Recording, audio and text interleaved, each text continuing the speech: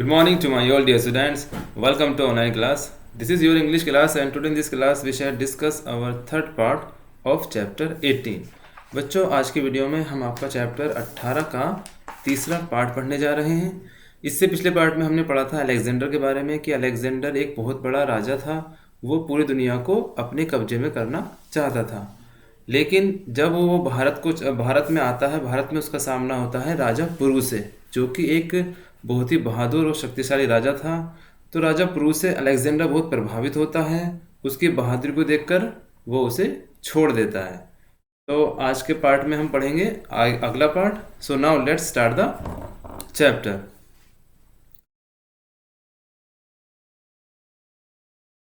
Have never come across a king who was so brave and a hero as you are.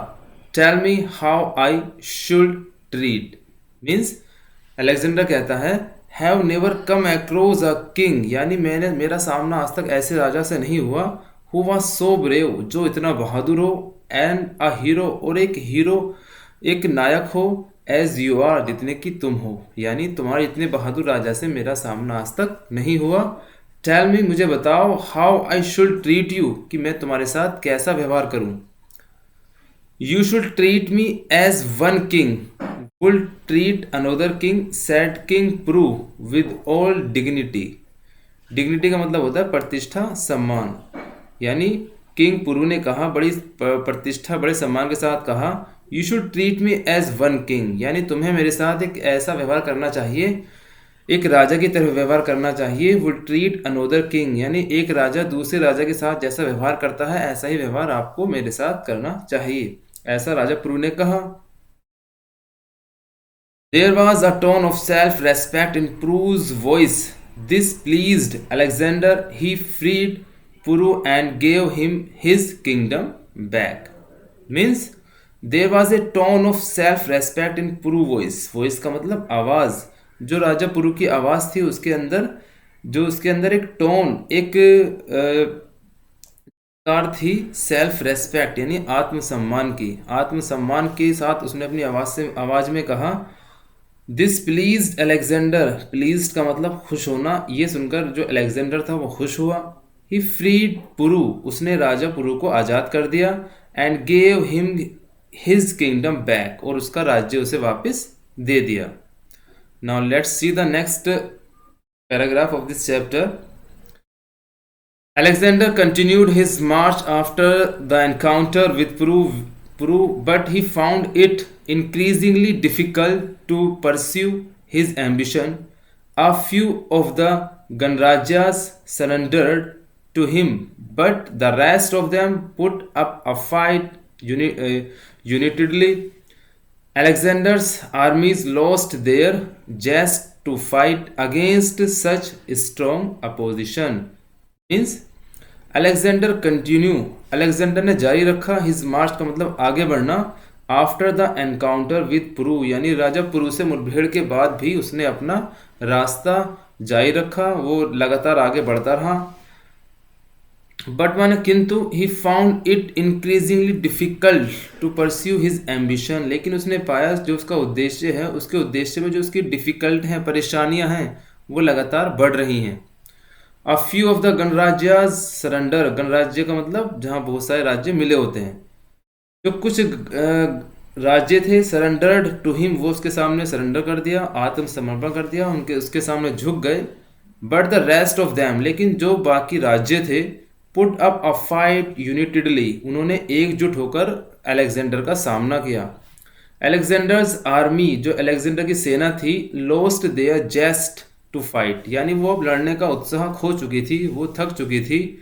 Against such strong opposition, यानी अपने सामने इतने बहादुर राज्यों को देखकर उसकी सेना थक चुकी थी।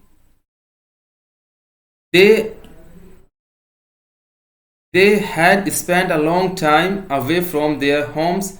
They expressed the wish to return. Alexander realized that his ambition to become the conqueror of the world would remain unfulfilled. He was deeply disappointed at this and tried to pursue his armies to keep on marching. But finally, he had to return. He died of malaria fever on his way back in Babylon, present day Iraq, at the age of 36. Means they had spent a long time away from their homes, क्योंकि जो Alexander की सेना थी वो काफ़ी लंबे समय से अपने घरों से निकली हुई थी। उन्हें बहुत समय हो गया था, एक लंबा समय व्यतीत हो गया था अपने घरों से निकले हुए। दे एक्सप्रेस टू द विश, यानी उन्होंने अपनी इच्छा जाहिर की, टू रिटर्न मतलब वापस होने की। अलेक्जेंडर की सेना ने वापस जाने की अपनी इच्छा जाहिर की। अलेक्जेंडर रियलाइज्ड, अलेक्जेंडर जान गया था, पहचान गया था, दैट माने कि his ambition to become the conqueror of the world, जो उसका सपना है, जो उसका उद्देश्य है संसार को जीतने का, वुड रिमेन अनफुलफिल्ड, वो अधूरा ही रह जाएगा, ऐसा उसे लगने लगा। ही वॉज डीपली डिसअपॉइंटेड, वह बड़ा ही निराश हुआ, एट दिस माने इस पर, and tried to pursue his armies to keep on marching, और उसने कोशिश की कि उसकी सेना लगातार आगे बढ़े, लड़ाई करे और दूसरे राज्यों को जीते। वो ऐसी कोशिश अब भी कर रहा था। बट फाइनली, लेकिन आखिरकार, ही हैड टू रिटर्न, उसे वापस लौटना पड़ा। He died of malaria fever on his way back in Babylon, यानी बेबीलोन से आते समय उसे रास्ते में मलेरिया बुखार हो गया और उस बुखार की वजह से वो मर गया। प्रेजेंट डे इराक, यानी बेबीलोन अब वर्तमान में इराक में है, एट द एज ऑफ 36, यानी 36 साल की उम्र में उसका देहांत हो गया, वो मलेरिया नामक एक बीमारी से मर गया। तो बच्चों, आपका चैप्टर यहाँ फिनिश होता है। इस चैप्टर की अच्छे से आपको रीडिंग करनी है, इसके वर्ड मीनिंग याद करने हैं। इस चैप्टर के नोट्स आपको अगले टर्न पर सेंड कर दिए जाएंगे। Stay home and stay safe, that's all and thank you.